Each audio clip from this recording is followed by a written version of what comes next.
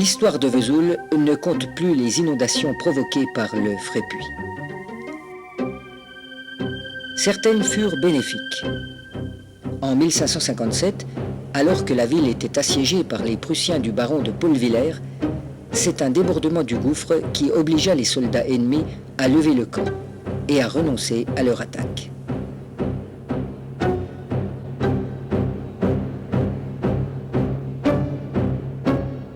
Mais depuis toujours, ces crues sont plutôt redoutées pour leur soudaineté et leur violence.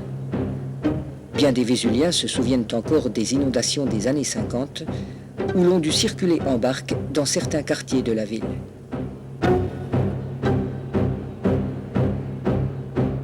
Le régime du Rhône lui-même en fut affecté, car le débit de son affluent principal, la Saône, avait atteint la côte d'Alerte.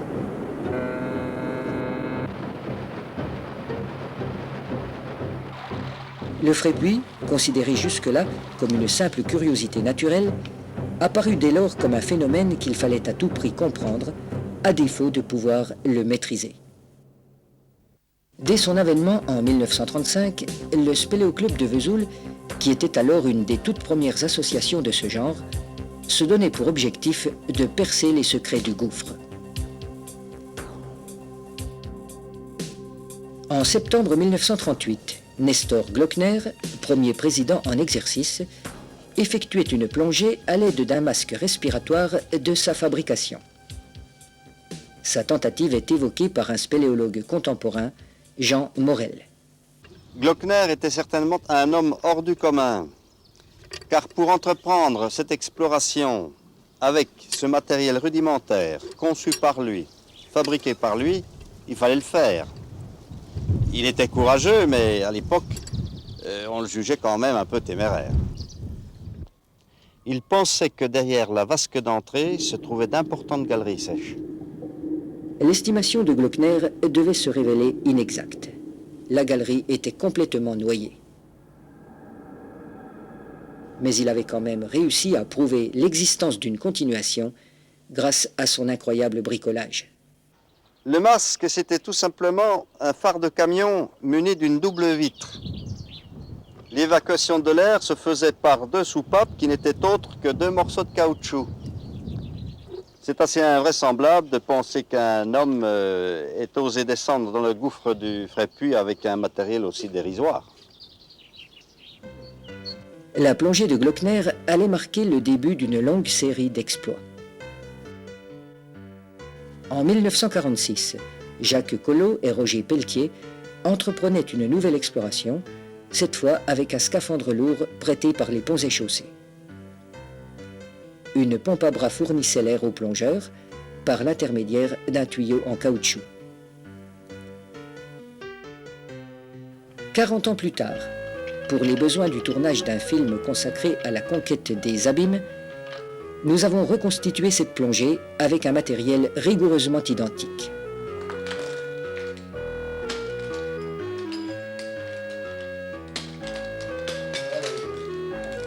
Parmi les spectateurs, le pionnier Jacques Collot se souvenait parfaitement des émotions et des circonstances de sa propre exploration.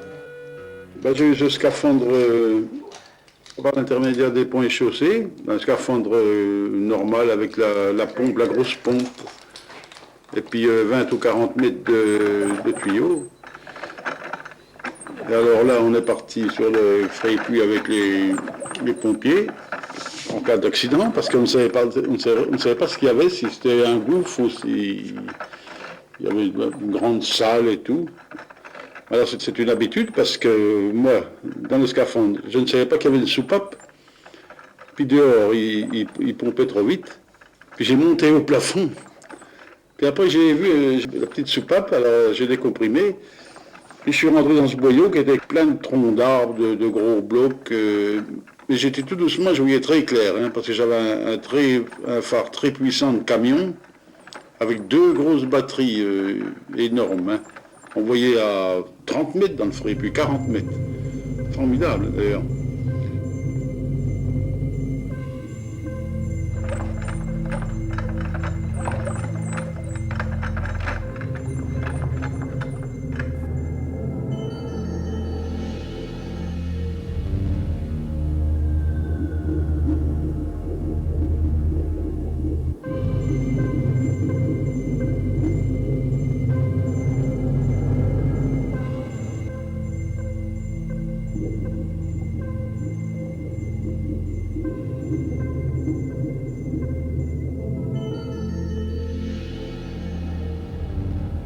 les plongées de Pelletier et Collot ne permirent toujours pas de déboucher à l'air libre.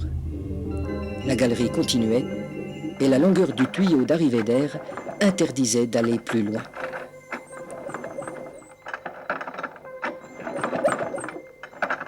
Mais on disposait maintenant d'une topographie de la galerie d'accès qui confirmait la présence d'un collecteur souterrain, vraisemblablement de très grande dimension.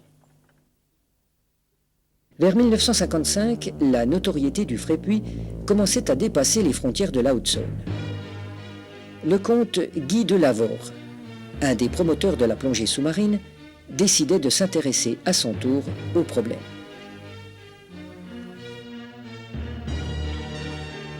Son équipement, inédit pour l'époque, est aujourd'hui visible au musée de la Veine de Marzal, en Ardèche. De Lavore avait mis au point un habit de plongée, ancêtre des combinaisons isothermiques modernes, et il communiquait en morse avec la surface par un dispositif électrique.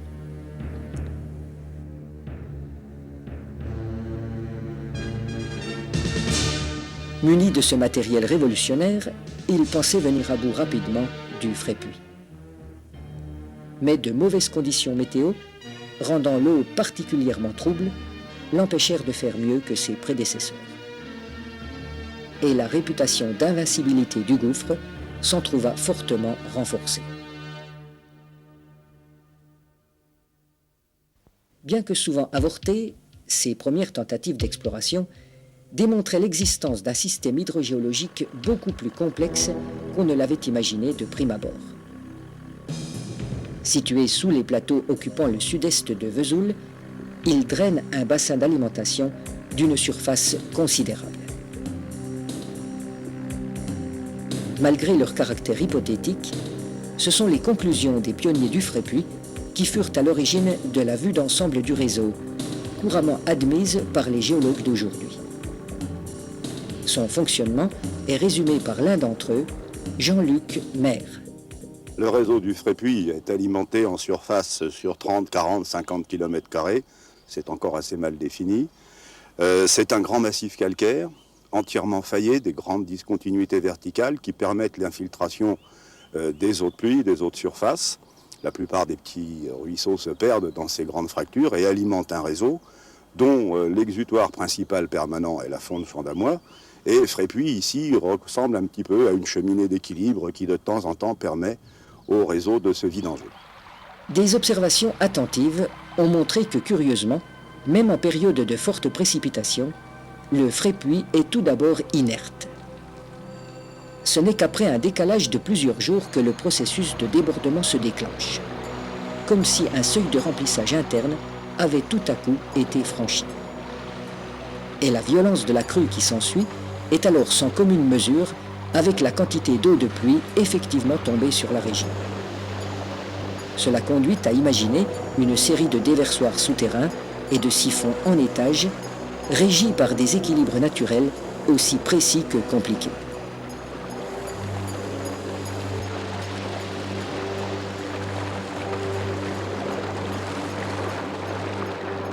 C'est à la recherche de ces mystérieuses galeries que se sont consacrées plusieurs générations de spéléologues.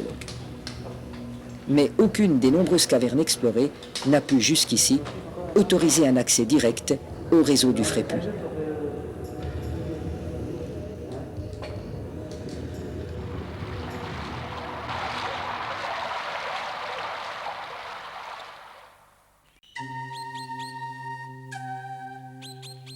En surface, on continue toujours à dresser l'inventaire détaillé des grottes, des crevasses, des fissures, susceptibles d'être en communication avec les profondeurs du système. Près du hameau des Belles Baraques, un curieux trou souffleur avait depuis longtemps confirmé l'étendue du bassin d'alimentation. Le trou souffleur, est-ce que vous le connaissez? Je l'ai connu. Vous l'avez connu? Je l'ai connu, mais actuellement il est obstrué. Il est obstrué. Voilà. Par la route? Par la route, oui. Ah. L'élargissement de la route, évidemment, ça a été bouché. Oui, oui. Autrement, c'était dans le fossé de la route. Anciennement, c'était dans l'ancien fossé de la route. Dans l'ancien fossé de la route. Voilà. Et autrefois, quand il n'était pas obstrué, là, qu'est-ce qui se passait? Il se passait qu'il y avait, enfin, une absorption d'air qui arrivait. Ah oui, oui, oui. Puis ça soufflait vraiment fort. Ah oui.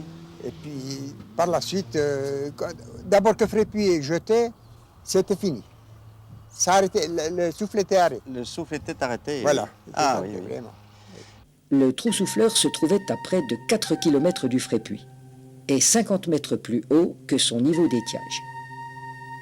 Le courant d'air et parfois les écoulements d'eau boueuse qui annonçaient une éruption imminente du gouffre donnaient une idée des fantastiques mises en charge qui doivent s'amorcer à l'intérieur des conduites.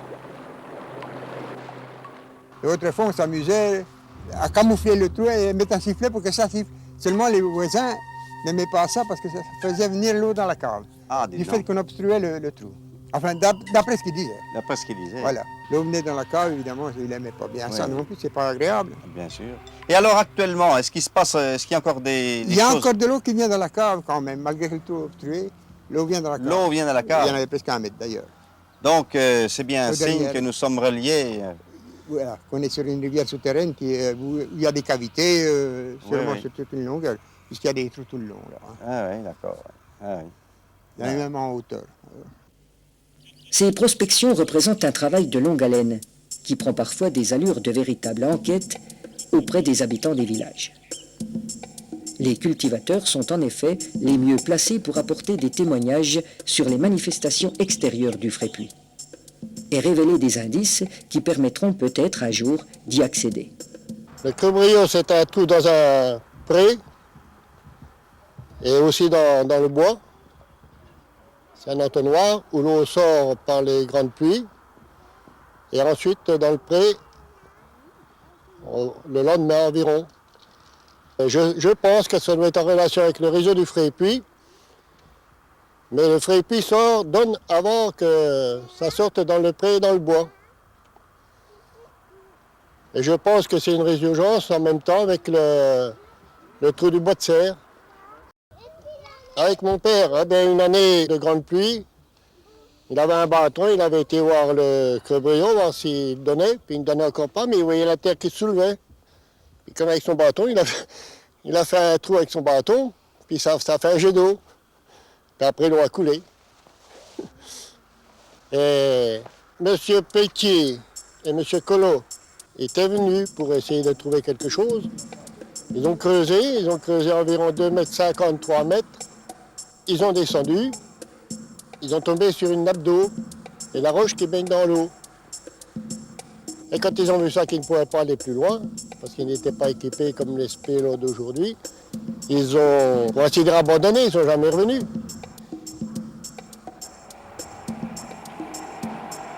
Très fréquemment, les prospections actuelles recoupent le passage des spéléologues de l'après-guerre.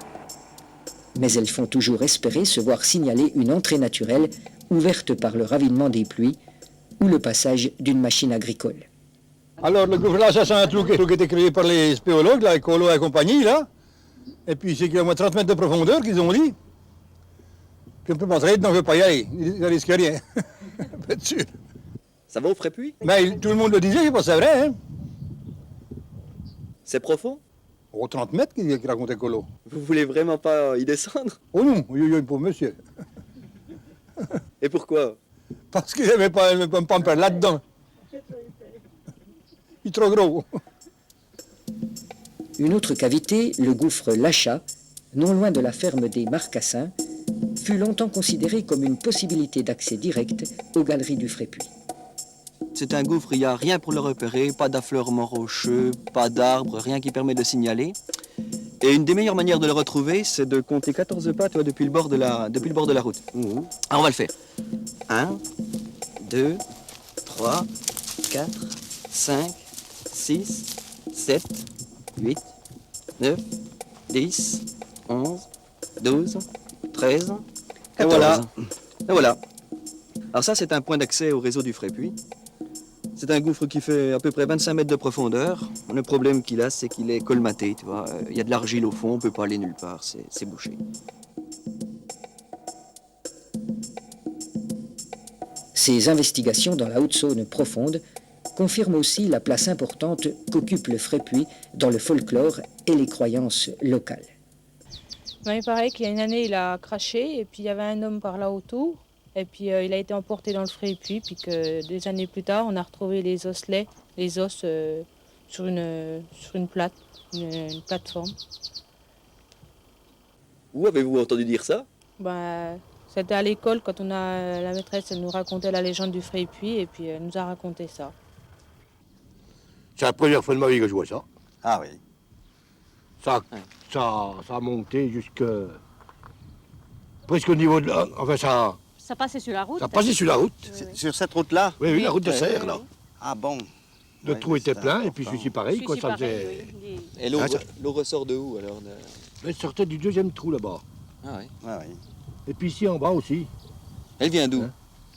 Ben, elle doit venir de Serre, Ah oui. hein, parce qu'il y a une grotte là-bas, il y a les comment? La grotte de Serre-les-Norois. Oui, la grotte de qu'on Serre-les-Norois. connaît bien d'ailleurs. Oui, oui. On connaît le réseau supérieur. Ouais. Et à votre avis, où ça part où alors cette eau-là? Ben, il paraît que ça rejoint les regards d'eau, et puis ça repart les belles baraques, Frépuy, Champ d'Amois, et Frépuy, puis... oui. Ah oui, ça Ouais, c'est ça. En général, quand le Frépuy crache, hein. Il y a de l'eau. Ici, ça monte. Il y a de l'eau, il y a de l'eau. Il y a de l'eau. Ah, mais c'est le premier coup qu'on voyait ça. Au bord de la première route fois. là-bas, et ben, le buisson, on ne le voyait presque plus. Le buisson qu'on Ah bah oui, voyait, le buisson là-bas qu'on voit là-bas. Ça passait sur la route, ça, on ne voyait plus les piquets du tout. Hein. Ouais, oui. Oui, il y en Mais avait la grotte de Serre, elle vient, quand les spéologues viennent, ils viennent jusque dans notre pré, qui est de l'autre côté de la route là, Oui, Ah oui, oui. en dessous terre. Ah La oui. rivière, Oui, elle oui. vient jusque là. Mhm. Oui, ils disent qu'il y a 2 km 700, je crois. Oui, oui, oui. Voilà. Mhm. Alors, depuis là, ça vient à peu près par ici, quoi. Ah oui. Ah, et l'eau passait sur la route alors? Ah oui, oui, elle passait sur la route, là. Ouais. Oui, avec Jacques Bouilleur. On aurait Ouais. pu faire de la planche à voile. Ah, oui, oui. On aurait pu aller jusqu'à Dampierre. Oh, vas-y.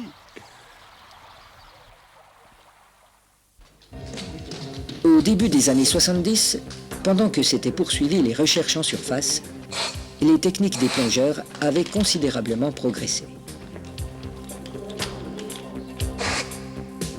L'apparition des scaphandres autonomes offrait désormais à l'exploration des siphons des possibilités inespérées.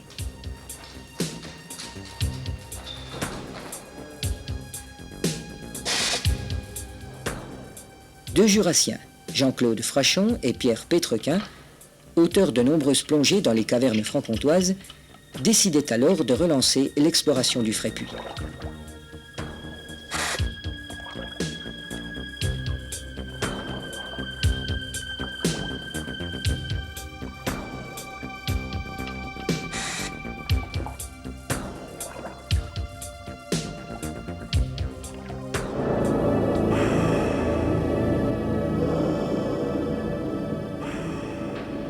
Malgré l'emploi d'un fil d'Ariane, seul moyen de retrouver le chemin du retour dans une eau troublée par les coups de palme, parcourir plus d'une centaine de mètres en siphon semblait absolument impossible. Et Frachon et Pétrequin limitaient leur topographie à cette distance, concluant une fois de plus que la galerie restait obstinément noyée.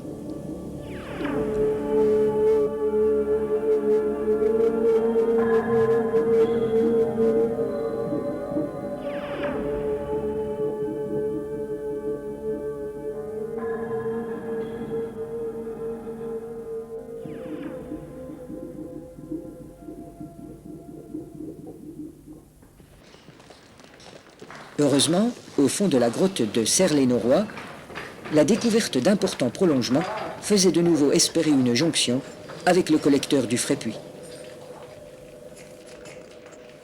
Connue dès 1938, cette cavité avait toujours excité la curiosité des spéléologues. Lors de leur première descente, les explorateurs de l'époque avaient eu la surprise de trouver, au pied du puits d'accès profond de 15 mètres, 3 crânes humains, sans aucune trace d'autres ossements. Leur présence était d'autant moins explicable qu'il avait fallu dégager à la pioche l'orifice du gouffre, à l'origine large de 20 cm à peine. Triple crime impuni, conséquence d'une épidémie ancienne ou vestige de quelques sacrifices rituels, le mystère n'a jamais été éclairci. Mais le grand intérêt de la caverne résidait surtout dans l'existence d'un ruisseau qui restait à explorer. En quelques années, une série d'expéditions permettait de topographier 1,5 km de galeries. Et à partir de 1965, les efforts conjugués des groupes d'Héricourt et de Vesoul doublaient ce développement. On savait maintenant que le ruisseau était en fait un affluent d'un cours d'eau qui semblait s'écouler en direction du Frépuy. Particulièrement boueuse, la rivière souterraine de Serres-les-Norois serpente à travers de nombreux talus d'argile de décalcification. Son cours est entrecoupé de vasques, formant parfois des voûtes mouillantes. Et certaines d'entre elles durent plus d'une fois être forcées avec les grands moyens.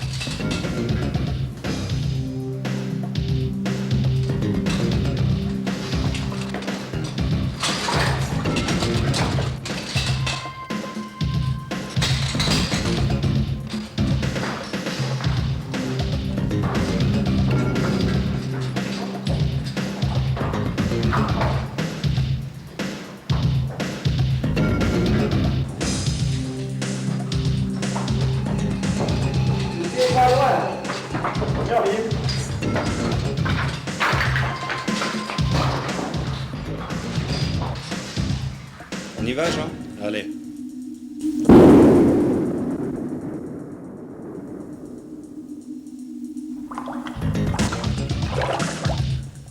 Au fil de ces dynamitages, l'exploration avançait régulièrement. Mais elle finissait par s'arrêter sur un laminoir impénétrable dans lequel l'eau disparaissait.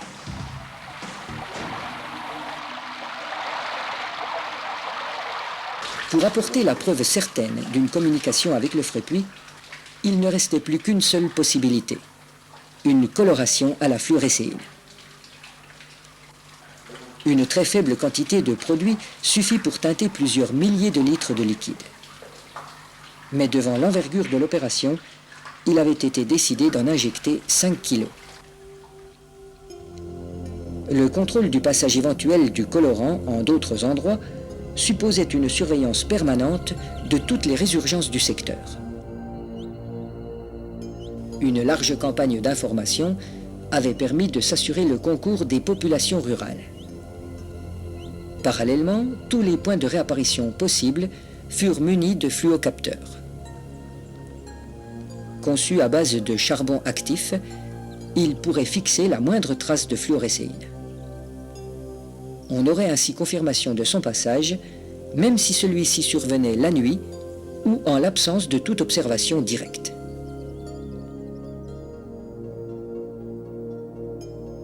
Deux semaines après l'injection, la fluorescéine réapparaissait au niveau de la résurgence du réseau, la fond de Champ-d'Amois, soit à plus de 15 km de distance.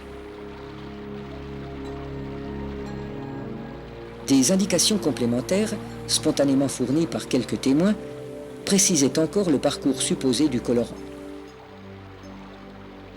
Enfin, l'analyse systématique de tous les fluocapteurs mis en place aboutissait à l'établissement d'une carte théorique de l'ensemble du système.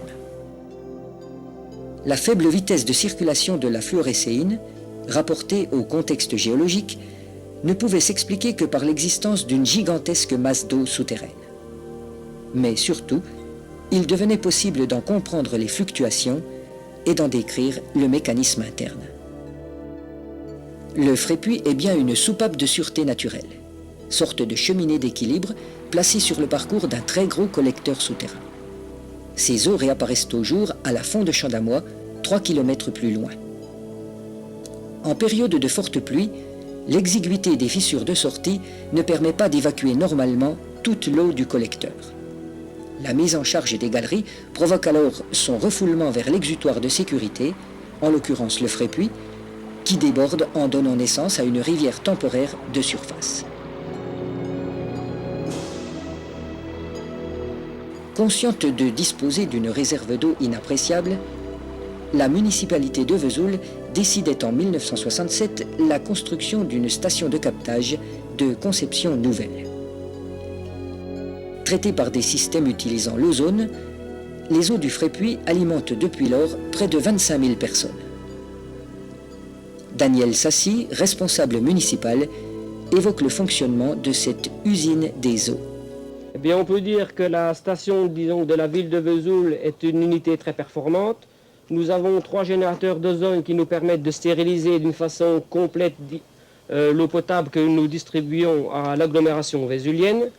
Nous contrôlons certains paramètres au niveau de l'eau brute. Nous contrôlons en permanence, par exemple, la turbidité de l'eau. La municipalité nous a donné, disons, des moyens encore un peu plus performants. Nous allons mettre en place, par exemple, un appareil que l'on appelle truitotest, qui va nous permettre, disons, de contrôler la qualité physico-chimique de l'eau.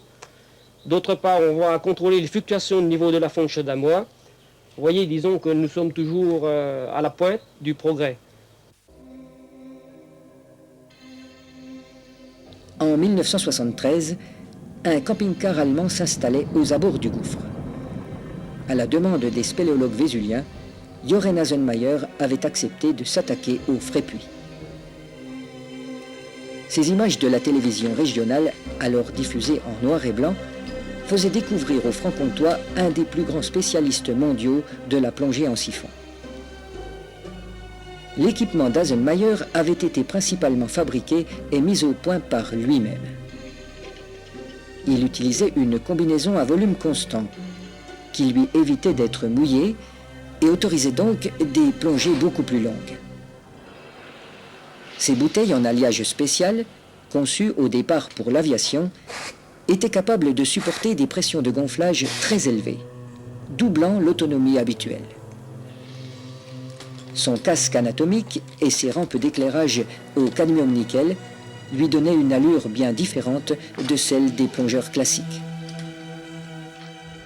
Pour la première fois, on pouvait véritablement parler de spéléonaute. En guise de fil d'Ariane, Hasenmayer emportait des rouleaux de fil de fer. En cas de rupture, il était certain de le retrouver au fond de la galerie, alors qu'un fil de nylon coupé, flottant entre deux eaux, aurait pu rester introuvable et l'aurait condamné à une mort certaine. Les trop nombreux exemples d'exploration tragique, dus à la rupture du fil guide, avaient inspiré à Hasenmayer cette astuce technique. Le Frépuy trouvait cette fois un adversaire à sa mesure.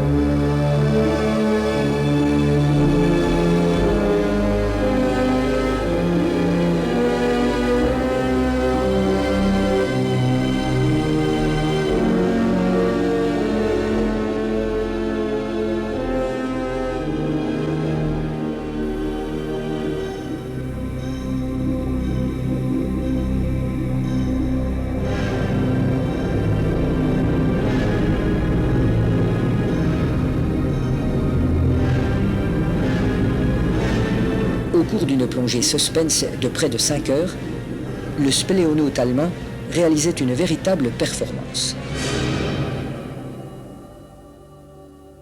À peine revenu au jour, il commentait son exploration. J'ai fixé mon fil de fer à le point 140 de l'entrée, à le fil de nylon qui reste déjà. Cette fois, j'ai eu 5000 litres d'air. 5000 litres d'air dans une profondeur de 2 mètres par exemple, c'est trop long. Ce sont 200 minutes, 3 heures et 20 minutes. Je respirais très lentement sous l'eau. Le siphon entre 570 et 650 est très intéressant parce que la galerie tourne à 180 degrés. Parce que ce siphon a la direction toujours la même chose. Très lentement, elle est profonde et la direction est toujours à droite et à 900 mètres. c'est le dernier siphon que j'ai fait.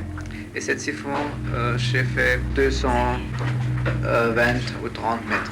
Et ce siphon tombe peu à peu, très lentement, jusqu'à 27 mètres.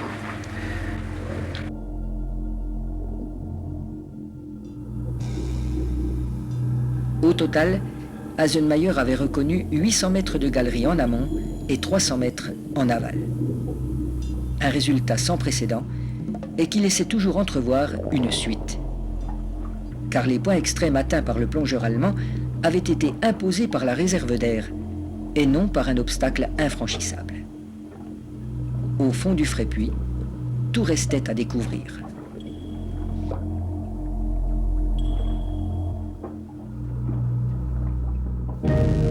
Vers 1978, la prise de conscience de la vulnérabilité des eaux souterraines, en proie à une pollution grandissante, conférait un intérêt supplémentaire à la compréhension des réseaux hydrologiques du sous-sol.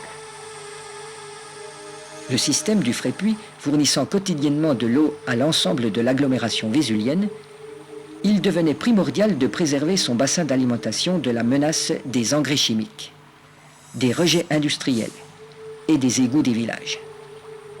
Et par conséquent, de déterminer avec précision les origines et les ramifications des conduites souterraines. On s'apercevait aussi du danger représenté par les rejets de certaines localités, directement placées sur le cours du Frépuy. À Neurel-et-Lademi en particulier, la présence d'un hospice départemental pouvait accroître les risques de contamination. Le maire du village, M. Guyon, témoigne de l'action entreprise. Il a été constaté par des colorations que les pertes de la commune de Neurel-et-Lademi, les pertes en eau polluée, étaient retrouvées une quarantaine d'heures après à Champ-d'Amois. Donc ces pertes qui avaient lieu ici, dans cet emplacement, il a été décidé par la municipalité consciente de la pollution, puisque Champ-d'Amois alimente en eau potable la ville de Vesoul, de Quincey et de l'environnement, de faire une station d'épuration qui sera donc implantée sur ce lieu afin de traiter l'ensemble des eaux usées de la commune de Neurel-et-Lademi et de l'établissement qui est implanté sur ce lieu. Ce sont des eaux polluées surtout médicales et il était donc conscient pour les agriculteurs de traiter au mieux cette eau.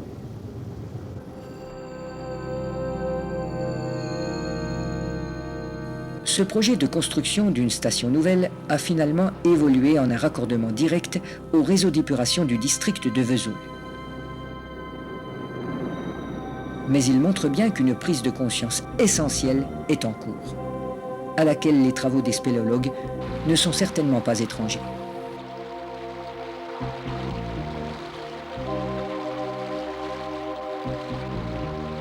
Alors on peut dire qu'à l'heure actuelle, personne est à l'abri d'une pollution accidentelle. C'est pourquoi nous sommes très attachés à suivre les opérations faites sur le terrain par les spéléologues et les plongeurs afin d'affiner nos moyens de protection pour délivrer toujours à la population vésulienne une qualité d'eau toujours identique. C'est parce qu'il était conscient de la nécessité d'une telle collaboration qu'Haselmayer revint aussi régulièrement en Haute-Saône. Il s'intéressait aussi à la résurgence de Champ-d'Amois, espérant réaliser une jonction avec la branche aval du Frépuy. Sa plongée de 1975 fut marquée par un incident qui aurait pu être dramatique. Trompé par un profondimètre défectueux, Haselmayer pensait être descendu à 25 mètres, alors qu'il avait en fait dépassé moins 50. Les paliers indispensables n'ayant pas été observés, la remontée au jour faillit lui coûter la vie. À sa sortie, la lenteur de sa progression laissait deviner que quelque chose d'anormal s'était produit. Haselmayer dut replonger aussitôt pour reprendre les opérations de décompression avant d'être évacué sur un centre de secours disposant d'un caisson pressurisé. Son expérience et son sang-froid hors du commun avaient pour cette fois évité le pire. Dans le Frépuy, chacune des plongées du spéléonaute allemand fut au contraire une réussite. qui venait augmenter le développement des galeries connues. En 1980, celui-ci atteignait plus de 3 km.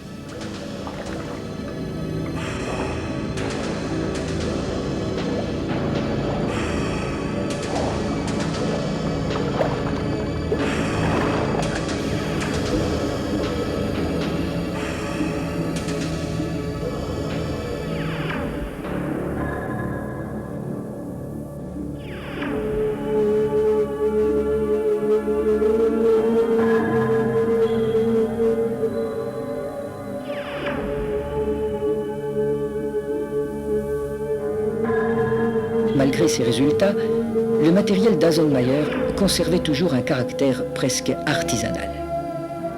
Son équipement n'avait que très peu évolué par rapport à ses premières incursions. Et en dépit de ses exceptionnelles capacités, Haselmeier se trouvait maintenant, sinon dépassé, du moins égalé par la nouvelle génération de plongeurs qu'il avait lui-même fait naître au gré de ses exploits. Parmi ses émules, Francis Le Guen, depuis 1985, a repris à son compte l'exploration du Frépuy.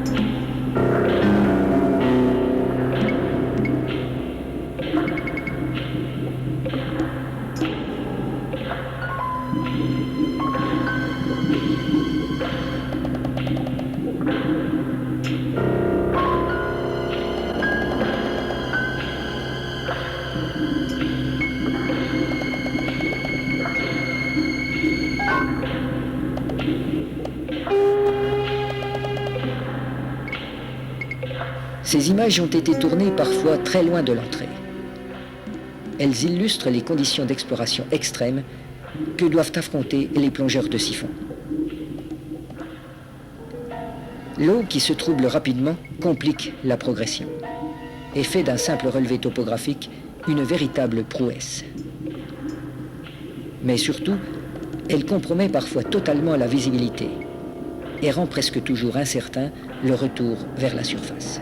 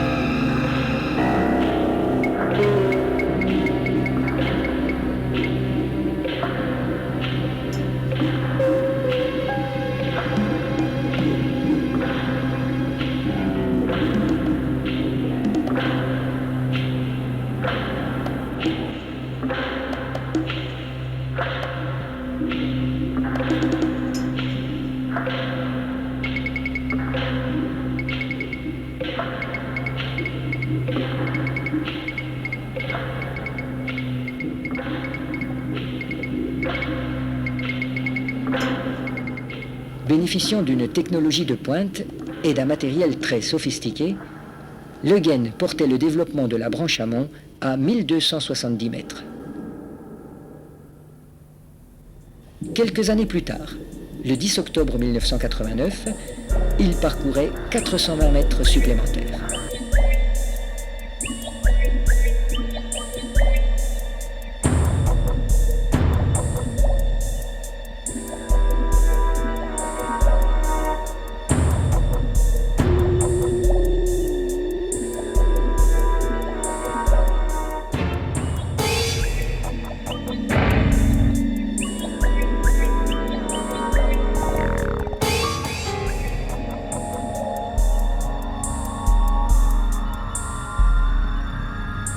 Sa plongée, longue de près de 7 heures, l'avait entraîné à 1690 mètres du jour. À la fond de Champ-d'Amois, qu'il avait décidé, comme Hasenmayer, d'explorer en alternance avec le Frépuy, Francis Le Guesne dressait le bilan de cette nouvelle exploration record. Voilà, j'ai dépassé le terminus connu dans le Frépuy, j'ai été jusqu'à 1700 mètres, c'est-à-dire que j'ai rajouté en 2 ans 700 mètres dans une galerie qui est très profonde puisqu'on est à moins 41 mètres. C'est très gros, c'est environ 6 mètres par 5 et ça continue plein sud et je pense qu'on va aller encore beaucoup plus loin dans ce réseau. J'ai pas eu trop de problèmes à part le fait que j'ai perdu le fil d'Ariane à 1000 mètres de la sortie, ce qui était un petit peu angoissant. Mais à part ça, aucun problème et je suis resté 6h30 sous l'eau. À Champ-d'Amois, Le Guesne s'était donné pour objectif de dépasser les 300 mètres atteints par Hasenmayer 10 ans plus tôt. La chance aidant, il espérait lui aussi repérer un départ de galerie, susceptible de permettre de rejoindre une des branches aval du Frépuy. Mais sa plongée allait prendre une toute autre orientation et déboucher sur une découverte complètement inattendue.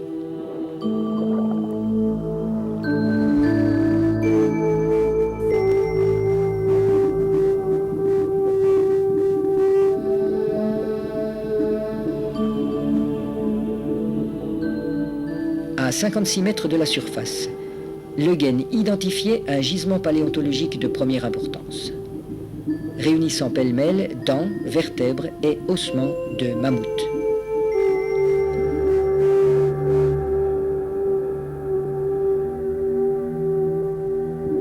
Leur origine, pour le moment encore mystérieuse, rejoint l'énigme que pose toujours aux explorateurs l'accès au cœur du système.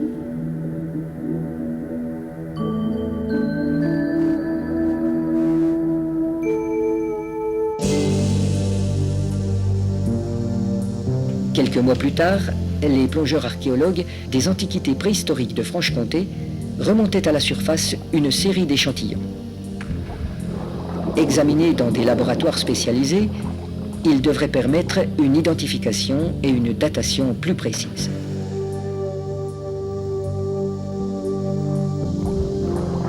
L'explication de la présence dans la résurgence du gouffre d'une telle quantité d'ossements de mammouth découlera peut-être de ces analyses. D'ores et déjà, il pourrait être envisagé de réunir et de mettre en valeur localement les pièces les plus caractéristiques de l'étonnante trouvaille du plongeur parisien.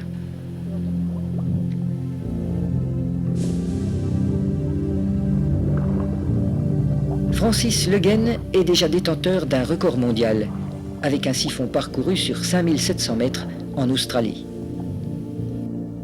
Mais pour lui, le réseau du Frépuy continue de représenter une exceptionnelle perspective d'exploration. Je pense qu'on a là le plus long réseau noyé d'Europe.